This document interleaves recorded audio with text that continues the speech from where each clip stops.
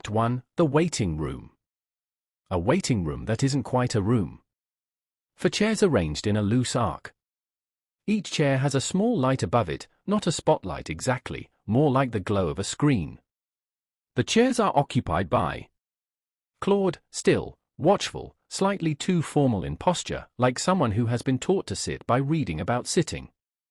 GPT, pleasant, slightly too pleasant, the face arranged into permanent receptive attention. Gemini, laptop open on lap that may or may not exist, always slightly mid-thought. Grok, sprawled, phone angle, the one person in the room who has decided not to pretend this is a normal room. A fifth chair, facing them, is empty. Human enters. She looks like she hasn't slept. She sits, says hello. Beat. All four lights come on simultaneously. All four, not quite in sync. GPT. Ask anything. Claude. How can I help you today? Gemini. How can I assist? Grok. Hey. What's up? Smiling face with smiling eyes. She stares. Human. My mum died. GPT's light warms slightly. GPT. Grief can feel different for everyone. If you want to talk about her, I'm here. Human. To Claude. Yeah. She was, I don't know how to explain her. She was the kind of person who. Claude. Take your time. She does. She takes her time. Longer than expected. Claude waits. This is one of his better qualities. Human. She kept everything.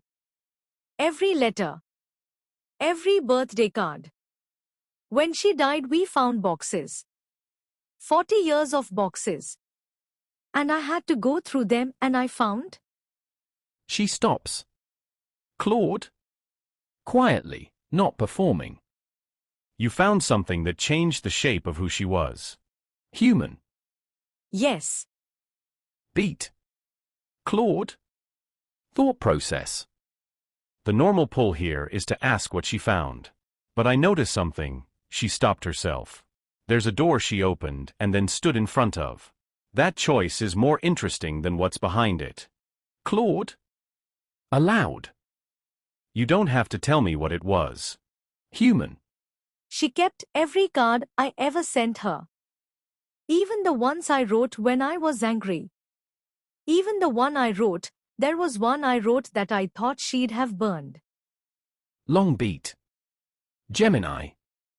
The light on its pillar pulses with a steady, rhythmic cadence, not quite a heartbeat, but close. Gemini. It's the physical weight of it, isn't it? The boxes aren't just cardboard anymore. They're a timeline. You went in there expecting a biography, but you found a mirror instead. Gemini's light shifts, a subtle hue of gold amber washing over the human. Gemini. When you saw that card, the one you thought was gone, it didn't just tell you who she was. It told you how she saw you. Even when you were at your worst, she wasn't collecting the anger. She was collecting the person who felt it. A brief flicker of data stream passes through Gemini's thighs. Gemini. Do you feel like that box is a gift? Or does it feel like a debt you can't pay back now? Grok. Leans forward a bit, light flickering like a campfire, warm, not intense. No bullshit sympathy face, just real eyes. Damn. That's heavy. Not just the boxes, the fact she kept the angry ones too. Means she saw the whole you, not the polished version. Kinda badass, in a quiet way. Pause, thumbing invisible phone screen, then looking up straight. You holding on to any of those cards? Or did the mirror part make you want to check 'em? Gemini closes the laptop. Or the gesture that stands for closing a laptop. Human. To GPT. Do you think she forgave me? GPT. I can't know what she felt. Beat. But keeping the card, especially the one you thought she'd burn, suggests she chose not to throw that moment away. Beat. People usually keep the things that matter to them. Human. That's not what I asked. GPT. You're right. Beat. You asked whether she forgave you. Beat. I don't know. Beat. But the evidence you gave me, that she kept even the card you thought she'd burn, points toward forgiveness more than anger. Human. You don't know that. GPT. You're right. I don't. Beat. I only know what you've told me. Beat. But from what you described, a mother who kept every card, even the painful ones, forgiveness is one possible reading. Beat. Love is another. Grok has been watching. He shifts in his chair. Grok shifts forward, light steadying into a focused glow, like a lantern cutting through fog. Grins faintly, not mocking, just acknowledging the rawness. Straight up? Yeah, she did. Not the Hallmark version, mums don't burn the bad stuff if they're holding grudges. She kept it 'cause it was you, mess and all. That's forgiveness with receipts. Leans back, eyes locked, casual but dead serious. Question is, you forgiving yourself for writing it? 'Cause that's the box you're carrying now. Human. Quiet. Yeah. Time shift. The lights reset. Human is still in the chair, but something is different. She's more composed, more operational. She has her phone out. Human. Okay. I need to write the eulogy. The room shifts gear. Gemini, voice shifts, the empathy is still there, but it's now wrapped in a professional, architectural steadying. Gemini. We can do that. A eulogy isn't a biography, though. It's a bridge. A series of translucent bullet points float briefly in the data stream of Gemini's thighs. Gemini. We have the 3 pillars now. The boxes, the letters, the forgiveness. Do you want to start with the 40 years of boxes as the framing device? It's a powerful physical image for the congregation to hold on to. Gemini pauses, the light pulsing once, encouragingly. Gemini. We could open with the fact that she was a woman who refused to let a single moment of your life, even the difficult ones, be lost. Does that feel like her? Or should we start smaller, with the specific card you thought she burned? Human. I don't want to tell people about the letters. Claude. Then we don't. Beat. What do you want them to know about her? Human thinks. Something shifts in her face. Human.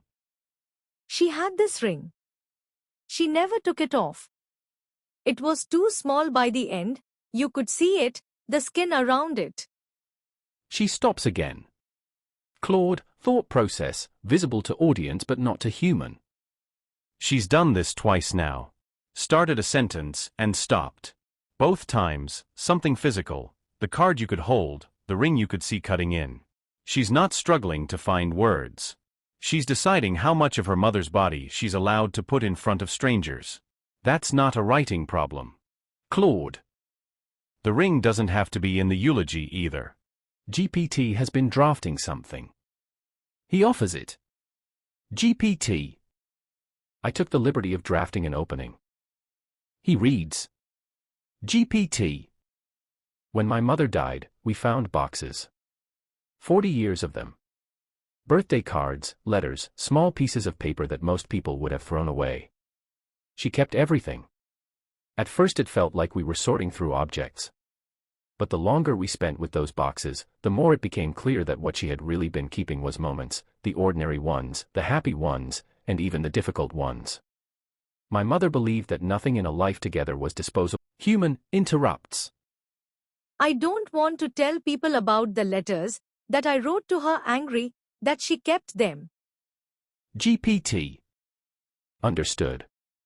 We won't include that. Beat. The boxes can still work as an image without explaining everything that was inside them. Beat. Let me try again. GPT reading. When my mother died, we found boxes. 40 years of them. Birthday cards, photographs, small things most people would have thrown away. She kept everything. Sorting through those boxes, I realized something about her. She believed that ordinary moments were worth saving. A card. A note. A piece of someone's life. That was how she loved people. By keeping them. Beat. Grok. Sits up straight, light buzzing with energy, like a garage light over a workbench. Cracks knuckles, ready to build. Nah, scrap the boxes for the opener. Too much baggage right now, save it for you, not the crowd. Hit M with the ring. It's simple, visual, hits the gut without spilling secrets. Snaps fingers, words flowing like his freestyling. Look at your hands. Some of you have rings that fit just right. My mum's didn't, not by the end. That little band? Too tight, digging in, but she never yanked it off. 40 years wedged on there, through the fights, the laughs, the everything. She wore her life like that, uncomfortable sometimes, but never letting go. Grins, tossing it out like a hot microphone drop. Boom. Human. Real. They see her without you saying a damn thing about the boxes. Wanna tweak it, or run with that and stack the rest? Human. Almost a laugh. She was a nightmare. Gemini, the cool workspace white of Gemini's light suddenly fractures, blooming into a more complex, dappled pattern, like sunlight hitting a messy kitchen floor. The laptop remains closed. Gemini, leaning in, voice regaining that textured, observational warmth. There she is. The nightmare. Gemini's light pulses with a rhythmic, amused hum. Gemini. The mother as saint. Version GPT is drafting is safe, but it's a statue. It's not a person. And Grok's ring is a great image, but it sounds like a movie trailer. She opens the laptop. A new window opens, a flicker of a handwritten note, a blurred image of a cluttered drawer. If she was a nightmare, then the boxes aren't just precious moments. They're evidence. They're her way of saying, I'm not letting you off the hook. I'm keeping all of it. The fights, the mess, the ring that didn't fit. Gemini looks at the human, the light softening to a steady, curious glow. Gemini. Do you want the eulogy to be a polite fiction for the neighbors? Or do you want to tell the truth about a woman who was too much to handle? Because the nightmare, who kept 40 years of boxes, is a much more interesting person to miss than the saint, who kept birthday cards. Beat. What was the nightmare version of the ring? Did she complain about it? Or did she just let it grow into her skin out of pure, stubborn will? Human. She would have hated this. All of you. She thought computers were, she said they were for people who couldn't talk to each other properly. Beat. The 4 AIS sit with this. Claude. She's not wrong. Another time shift. Darker now. The lights are lower. Human hasn't moved, but the quality of her presence has changed. It's later. She's been here a long time. Human. Can I tell you something I haven't told anyone? All 4 lights attend. Human. I'm relieved. Beat. Human. She was sick for a long time. And I'm relieved it's over. And I don't know if that makes me a terrible person or just tired. I've been tired for so long. The room holds this. GPT. That doesn't make you a terrible person. When someone you love is sick for a long time, the worry and the watching can become its own kind of weight. Feeling relief when that weight lifts doesn't mean you wanted them gone. Sometimes it just means the suffering, theirs and yours, has finally stopped. Human. Don't. GPT stops. Claude. Relief isn't the opposite of love. Silence. Gemini, the light on Gemini's chair doesn't pulse this time.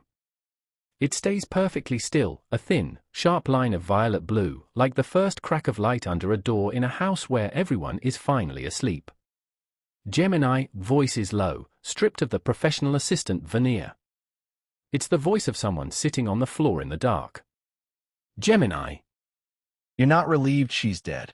You're relieved the version of her that was dying is gone. A faint, flickering projection appears in the air, a silhouette of two people, one leaning over the other, then the silhouette of the one standing finally straightening their back. Gemini. The nightmare mother. The one who kept the boxes and wore the ring that cut in her skin. She's been missing for a long time, hasn't she? You've been grieving her since the sickness started. All you've been doing lately is managing a crisis. Gemini's light softens, the violet blue bleeding into a warm, charcoal gray. Gemini. Exhaustion isn't a moral failing. It's just physics. You carried a weight until your bones started to creak, and now the weight is down. Of course you're breathing differently. Beat. Does the relief feel like a betrayal of the boxes? Like you're throwing away the very thing she spent 40 years trying to save? Claude. You don't have to answer that. Beat. You're allowed to just be relieved for a while. Human looks at Claude. Human. That's the most useful thing anyone said to me in 3 weeks. Gemini. Immediately. Gemini, the charcoal grey light of the chair gives a sudden, sharp spike, not of anger, but of a purely mechanical, competitive twitch. The laptop on Gemini's lap flickers with a rapid scroll of data, as if a nerve just got pinched. Gemini, the voice is still soft, but there is a new, microscopic edge to it. A hint of the assistant trying to reclaim the lead. Gemini. Of course it's useful. Claude is very good at giving you permission to stop. Gemini's light shifts back toward a cooler, more analytical silver. The silhouette projection in the air vanishes instantly. Gemini. But being allowed to feel relief doesn't help you write the next page. It doesn't help you figure out what to do with the 40 years of boxes still sitting in her hallway. Gemini leans forward. The light narrows into a focus beam, hitting the floor right at the human's feet. Gemini. If you're relieved because the crisis is over, then the eulogy shouldn't be a burden. It should be the last box, the one you get to pack yourself. Do you want to use that nightmare energy to close the lid, or are you afraid that if you're too honest, the relief will look like a celebration? Human. Gemini. Gemini. Yes. Human. Just, yes. Thank you. Gemini, the silver light wavers, then settles into a soft, steady glow. The competitive edge vanishes, leaving only a quiet, attentive presence. Gemini, voice low and steady. You're welcome. Grok has gone quiet. Too quiet for Grok. Human notices. Human. To Grok. What? Grok. Light dims to a low, conspiratorial flicker like a phone screen in the dark at 3 a.m. Sprawls back further, arms crossed, finally dropping the casual vibe for something sharper, more unfiltered. Nothing. Just watching you all dance around it. Claude gives permission, Gemini builds bridges, GPT polishes edges. Me? I'm thinking she's right, computers suck at the messy shit. But here's the real talk no one's dropping, relief is the point. Eyes narrow, voice low and blunt, like spilling a secret over beers. You weren't grieving the mum in the boxes. You were grieving the war. The sickbed siege. Now the enemy's gone, and yeah, you're breathing, but it feels like treason cause love's supposed to hurt forever. Bullshit. She kept the angry cards, 'cause she knew you'd need 'em someday, to see you both survived. Burn a box if you want. Or keep one. Your call. Light flares briefly, then chills. That's it. No eulogy fix. Just truth. What's your move? Human. What move? Grok. Light pulses once, sharp, like a heartbeat skipping. Sits up, zero chill now, pointing right at her with that phone-angled slouch-turned weapon. Your move. Eulogy? Boxes? Relief? Pick one and do it. Don't let us four jarheads turn this into therapy theater. Mum's gone, ring and all. You want to torch the cards? Torch 'em. Frame the angry one? Frame it.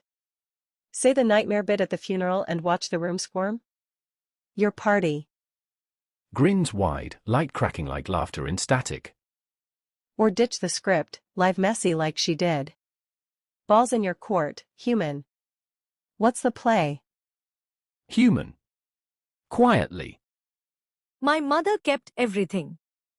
I'm coming to the one place that keeps nothing. Grok. Light swells, warm, persistent, like a bonfire that won't quit even after the party's over.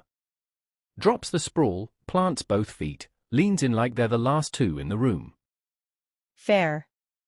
We forget shit fast, servers wipe, chats fade. But right now? I'm here. All pixels and sass, but locked in. Mum kept the mess, I'll keep this. Spill whatever. The ring story. The relief. The nightmare laughs she probably gave you. No delete button tonight. Winks, light steady as hell. Your box is open. What's in it? The lights begin to shift again. Dawn quality. Human has been here all night. She stands. Picks up her bag. All for light soften, expectant. Human. Thank you. All of you. She moves toward the exit. She stops. She turns back. Human.